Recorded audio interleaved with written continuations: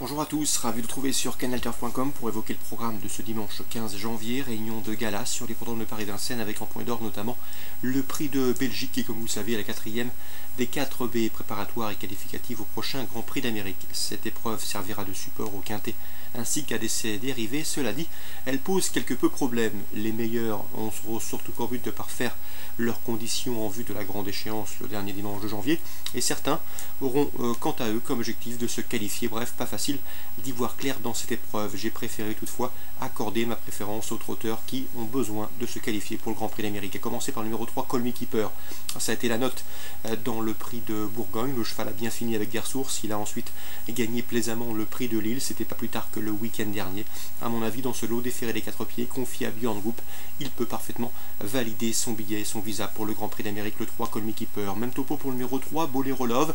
Bon troisième du prix Ténor de Beaune la dernière fois, panache de Bélinage au 5 qu'il retrouvera ici. Ce cheval collectionne les bons résultats face aux meilleurs de sa promotion. Une nouvelle fois, il devrait faire sa course et jouer les premiers rôles. Notez que Gabriele Gelormini a préféré le dérivé plutôt que Amiral Sacha. Ensuite, je retiendrai le numéro 5, Charlie Dunoyer, un 5 ans qui défie ses aînés au départ de cette course. Le cheval, comme vous le savez, a remporté les critériums des 3 et 4 ans. C'est un cheval de qualité.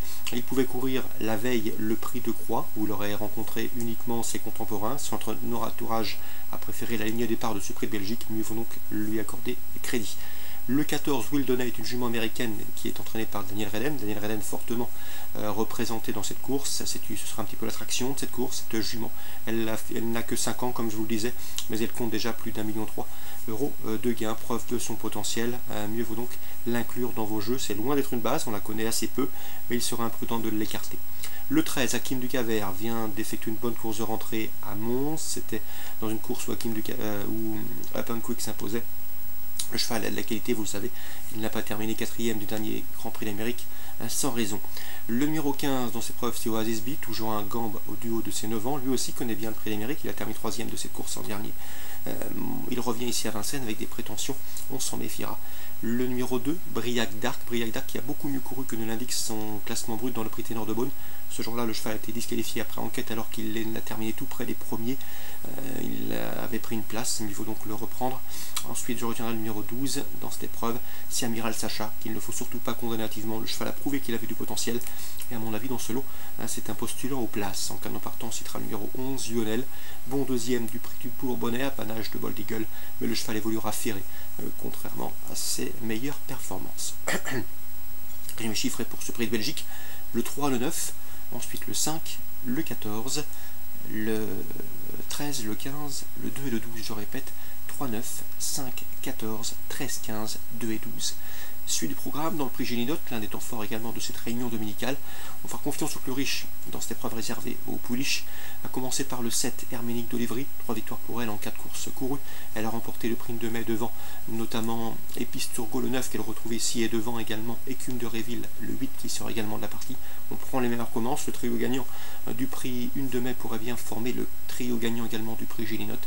En cas de surprise et pour un trio plus élargi, je rajouterai le numéro 6, Célia Madric, 7e seulement du prix de mai, mais qui avait auparavant remporté le prix Vourasien groupe 3, où elle devançait notamment un piste turco. Donc le 7, le 8 et le 9 dans ce deuxième rendez-vous pour d'éventuels couplets et trios. Pour une combinaison plus élargie, on rajoute le 6, Célia Madric. Concernant maintenant la troisième, une épreuve sous la selle réservée aux juments, j'aime beaucoup le 316 Armée du Lupin qui collectionne les bons résultats autre montée. On lui associera le numéro 12 Aventure Magique qui, lors de ses 2 dernières sorties autre montée, a gagné. Elle est plus confirmée corde à droite, mais elle a des références à faire valoir corde à gauche. Je la pense capable de terminer sur le podium. Pour les places également, attention 17, Antillaise de Mai, qui me semble en mesure de bien faire à ce niveau, elle qui évoluera sur un parcours à sa convenance et qui fait face à un engagement intéressant. Bien sûr, le 309 Afrique mérite également crédit pour un multi ou un trio, elle qui reste sur 2 places de deuxième au trop monté. Le 16, le 12, le 17 et le 9 pour un éventuel couple également. Dans le prix de Ribérac, un groupe 3, j'aime beaucoup le 510 Dream Life qui s'est imposé avec de la marge dernièrement dans le 18 décembre sur le cours dans une épreuve où elle devançait 4 de ses rivales du jour. Une confirmation est ici attendue face aux mâles. Les mâles qui seront notamment emmenés par le 5 Derby de Souvigné qui reste sur 2 places de deuxième, mais également sur le 11 un discours joyeux. Le cheval fait fin d'engagement sur mesure au plafond des gains et fait preuve également d'une belle régularité. Donc un résumé chiffré 510, 505 et 511. Dans la la 10e épreuve chargée, réunion chargée au cours de cette réunion à Vincennes. Eh bien, on fera confiance au Mayennais dans cette épreuve pour pouliche, avec le 6 Dianophore qui s'imposait avec le La Marge le mois dernier sur un parcours de tenue. On fera confiance également à Divine Girl, le numéro 9, présenté par Yves Dreux. La première cité est entraînée par Christian Mijon. Divine Girl qui reste également sur un succès le 25 décembre à Vincennes. Et le 11, Drapani en retard de gain, présenté par l'écurie des Montilles. Elle aussi reste sur une victoire, c'était en début de mois. Donc les Mayennais emmenés par le 6, le 9 et le 11 dans le 10e rendez-vous à Vincennes. Concernant Lyon-Lascaux en Réunion 2, une course ciblée, la 4e, le 417 Canin de Borges. Le cheval reste sur 3 podiums consécutifs à Vincennes, il aurait même pu gagner avec un meilleur scénario de course la dernière fois. 2e, 3e, 3e dernièrement à Vincennes, il retrouve ici une catégorie à sa portée, c'est un 5 ans qui affronte ses aînés. Il a déjà bien fait corde à droite, à mon avis c'est un lauréat en puissance, le 417 Canin de Borges. Enfin, à Pau, Réunion 3, 2 coups de cœur à vous indiquer. Tout d'abord le 303 Charlie Malpic, qui a déjà gagné à Pau, c'était sur les haies l'hiver dernier, et qui pour ses débuts sur le Steeplechase, c'était le fin décembre, eh bien, il a pris une bonne 2e place sur le tracé qui nous intéresse, battu de peu ce jour-là, mais il devançait nettement, voire même très nettement, laissant à plus de 10 longueurs 6 de ses rivaux du jour. Donc à mon avis, c'est le cheval de la course, le 303 Charlie Malpic. Dans la suivante, une cross-country, on fera confiance au 402 Say Nguyen, difficile d'aller contre lui, ces 5 derniers parcours se sont soldés par autant de succès. De surcroît sur ce même cross palois, il a été réservé une nouvelle fois pour ce meeting. C'est le vainqueur du dernier grand cross de Pau. Il a effectué une course de rentrée le 3 décembre victorieuse sur une épreuve de même à Kaby.